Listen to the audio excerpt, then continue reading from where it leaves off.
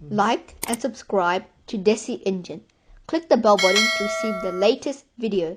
Let's do interjections now. What are interjections? Interjection are words that are used to convey emotions through some kind of exclamation. It basically shows surprise. For example, words like oh, ouch, hooray, blah. Let's do few sentences where we'll try to identify interjections. Hello, how are you? Here, hello shows exclamation.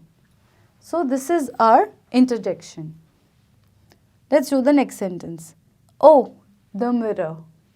Here the exclamation word is oh.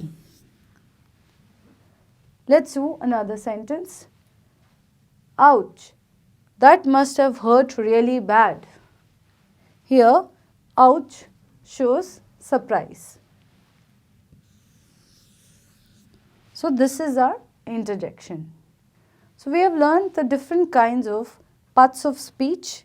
We'll meet again in the next class.